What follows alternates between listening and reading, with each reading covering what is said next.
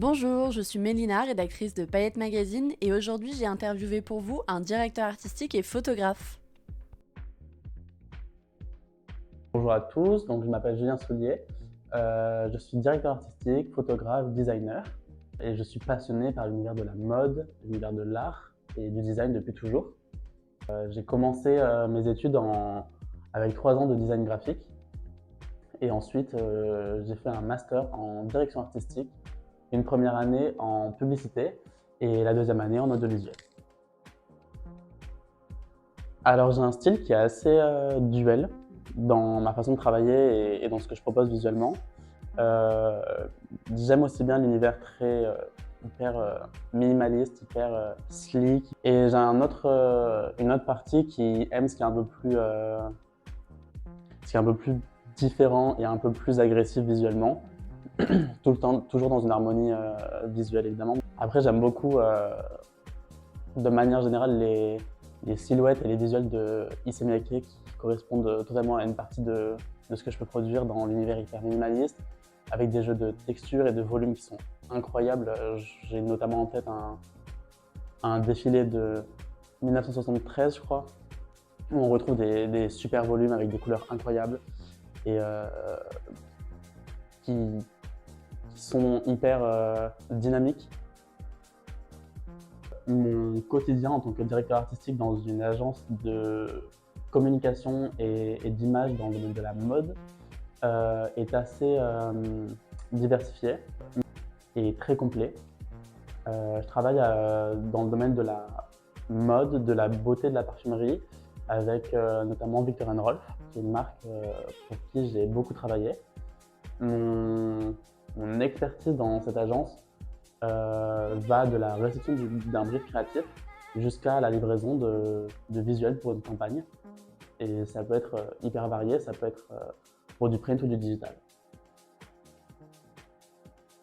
Je pense que le métier de directeur artistique, c'est pas qu'un métier de créatif. Il faut savoir évidemment mettre en avant une identité qui est propre à chacun, mais il faut savoir aussi la faire exécuter. Le métier de directeur artistique, c'est de faire en sorte que la vision qu'on avait pour un concept, un projet, une marque ou quelque chose se développe comme on l'avait décidé. Et donc, il y a toute une partie de direction et de management, d'équipe, de différents domaines qui rentrent en ligne de compte au-delà de la création. Et c'est quelque chose dont on ne parle pas forcément, mais qui est essentiel sur un set de tournage. Je dirais que là, actuellement, j'aime beaucoup le travail de J.W. Anderson pour ce qu'il fait chez Loewe, notamment, qui est assez surprenant et novateur dans la façon qu'il a de définir et de voir la mode. J'aime beaucoup aussi le travail de Rick Owens, qui est qui est très singulier et qui a vraiment un univers très marqué, qui raconte vraiment une histoire et qui partage une vision de la mode assez apocalyptique, mais toutefois très réaliste. Mais sinon, j'aime beaucoup aussi, en dehors de l'univers de la mode, j'aime beaucoup des designers de mobilier comme Charlotte Perriand, qui a un rapport aux espaces et aux textures, aux matières et aux coloris assez intéressant. Je pense que le meilleur conseil, c'est de rester soi-même. C'est un peu un conseil bateau qu'on entend tout le temps, mais c'est le conseil qui marche le plus et qui est le plus vrai. En réalité, les profils les plus singuliers sont en général ceux qui sont sincères et qui mettent en avant leurs différences dans la façon de créer ou la façon de voir les choses. Donc voilà, le meilleur conseil, c'est d'être sincère dans ce qu'on fait. Le meilleur conseil, c'est de pratiquer. Au-delà de l'aspect matériel et financier que peut avoir le métier de photographe, avec tout ce qu'il y a autour, que ce soit avec un iPhone, avec un argentique ou n'importe quel appareil, il faut pratiquer, il faut prendre l'habitude des volumes, des lumières, des angles, de tout ça pour parvenir à trouver son style et et à maîtriser la photo.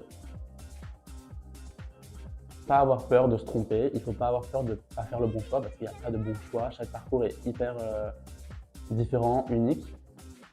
Et le meilleur conseil que je peux donner, c'est de tester, faire des stages, contacter des gens, interviewer des gens, échanger avec des professionnels dans les secteurs qui vous plaisent, de vraiment se renseigner. Mais au-delà de juste des recherches internet, se renseigner avec des vraies personnes qui font ce métier quotidiennement.